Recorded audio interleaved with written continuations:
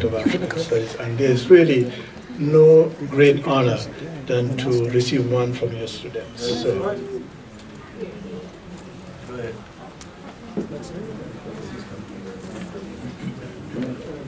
Good evening, everyone. We don't really have anything prepared. We just wanted to give Dr. Nyang a token of our appreciation and love for him. And so this is on behalf of all the students in the department. It's a small token of our appreciation. We're grateful for your mentorship and your guidance, and we just hope you can keep this at your desk. Since you're punctual, it will just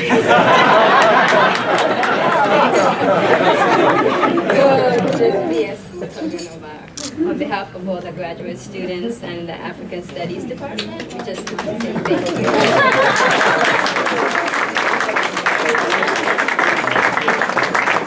There you go. All right. Yeah.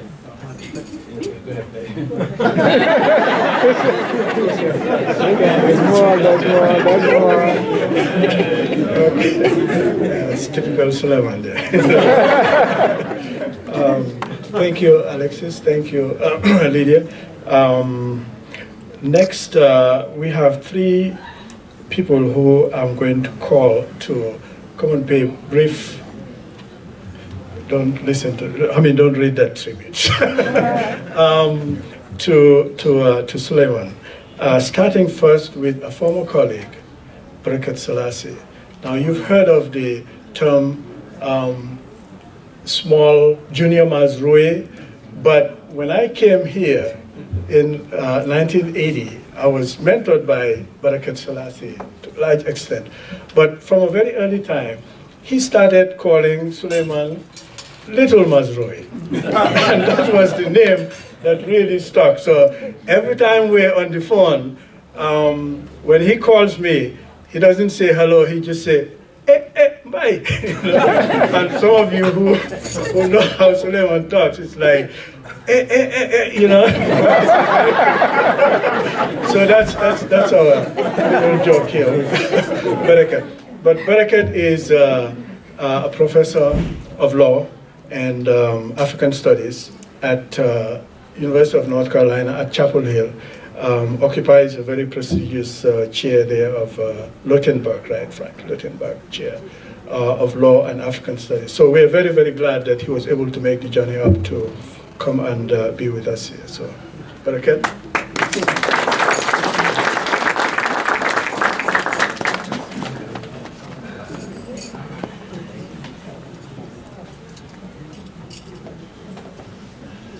Thank you, Mbai, for giving me this honor to pay a tribute to my friend, former colleague and brother, Suleiman Nyang. Yes, I plead guilty for calling him Little Mazrui, but I regret the word little because that sort of may seem to be demeaning because let me explain why I called him Little Mazrui. From the very time he joined us at the African Studies department, I think he came a year after I joined the department. He had been, I think, Deputy Ambassador of the Gambia in Saudi Arabia. And from the very beginning, we hit it off. I was impressed by his mind, by his very clear mind in his expression. He's always concise, clear. But more than that, I was impressed by Suleiman's humility. He always talked about the Abrahamic religions. He always said the Abrahamic religions, meaning, of course, Judaism, Christianity, and Islam, in that chronological order. I don't give this order in any other sense, except that Judaism came first, then Christianity, and then Islam. And on several occasions, we discussed the issue of the conflict between the Palestinians and the Israelis. They are actually brothers, cousins, and they adhere to 2 of the great religions of the world. I often cited, when we talk about politics, I often discussed with Suleiman, I wish that humanity emphasize ethics, not politics. Because how do you explain the readiness of people to give money to those in need? How do you explain communities in Africa and elsewhere to be the first responders to their desperation, to their crisis? I've seen this in Africa. And so I started thinking about the ethics of it. And I will remind you, those of you who are Christians, I'm sure you don't need reminding. I'm reminding you of the parable of the Good Samaritan. Do you remember? Yes. There was a man who had been beaten by robbers and left to die.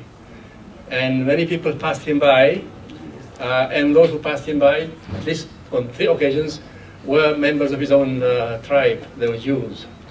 And then this Samaritan was passing and he saw this man, and he took pity on him, and he bound his wounds and took him to an inn and told the innkeeper, take care of him, and if you expend more, I will pay you back when I come back. The Good Samaritan. The parable of the Good Samaritan was told by you-know-who in answer to the question after he said, love thy neighbor as thyself. I think what his disciples or somebody asked him, who is my neighbor? It was in answer to that question that Jesus Christ told us the parable of the Good Samaritan. In other words, I think the empathy that human beings are capable of, the compassion that human beings are capable of in stretching the hand, helping hand to their fellow human beings, is ingrained in the human nature. In fact, some scientists have now come up with the theory that compassion, empathy is ingrained in human nature as a matter of survival. It's a matter of strategy. Human beings have to help themselves in order to survive.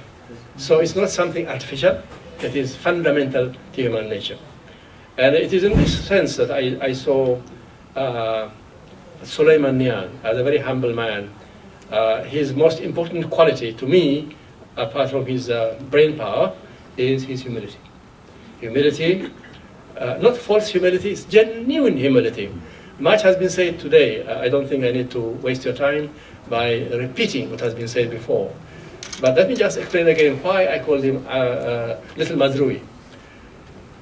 Mazrui is an institution, not just an intellectual of great weight in African studies and world studies.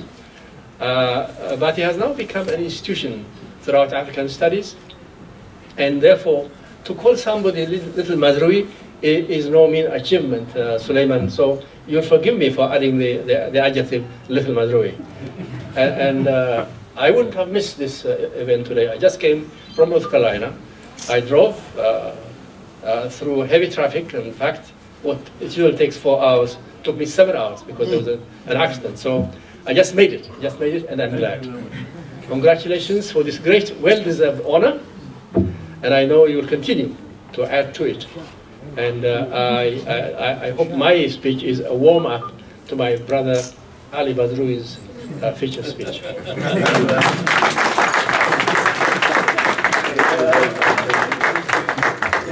Thank you, Barakat. It's a pleasure to have colleague Dr. Robert Edgar, who is the Director of Graduate Studies in the Department of African Studies, who has been here with Suleiman for quite a while. So, Dr. Edgar?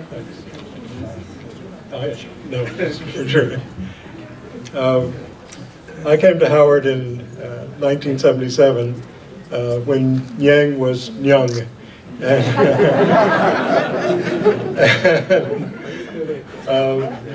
We've both gotten a little gray around the edges since then, or as someone said to me not long ago, you're not getting grayer, you're getting blonder.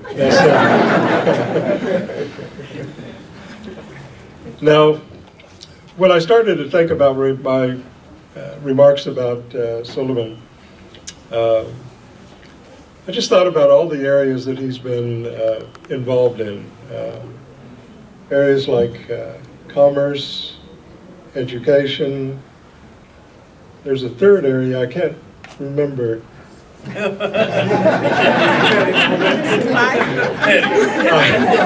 I think I've been watching too many Republican debates.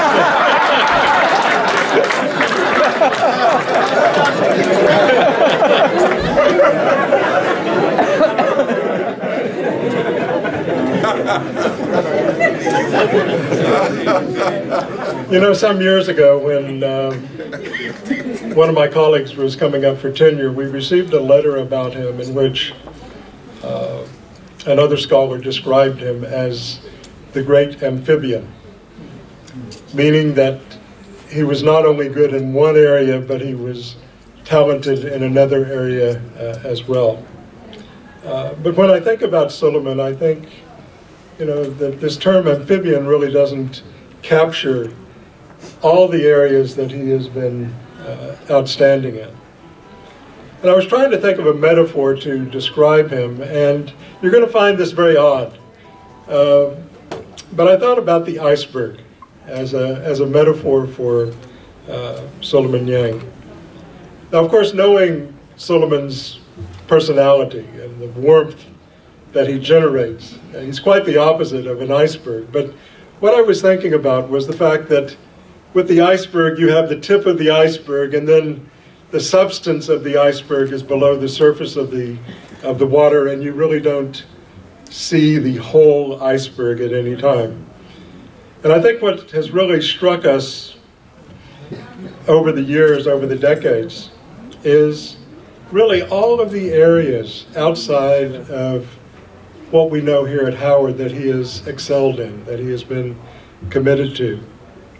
You know, not only has he been a pioneer in scholarship in remarkably varied areas, not only has he been an outstanding teacher, but he's been someone who's been a counselor in international affairs with the U.S. government, but also with many institutions and governments around the world. He's been a mediator, a diplomat. And we know about his career as a diplomat, but he's performed those kinds of diplomatic actions on many different fronts. I think we here in African Studies think of the diplomacy that he had to wage when he was department head in our department to keep our department going at a very crucial time. He's also been one with a great institutional memory. He really is a griot in that respect. One of the areas where I give him a remarkable credit is the fact that he's been an ecumenical bridge builder in the area of religious faiths. I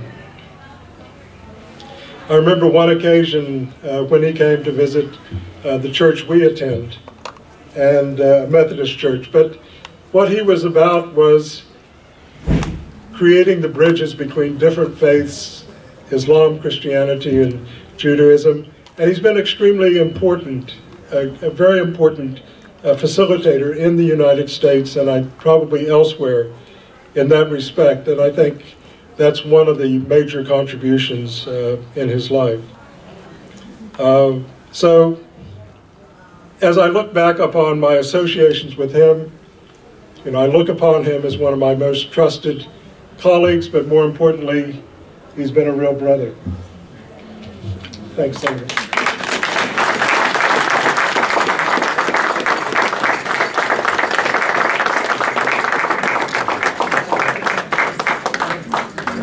Thanks, Bob.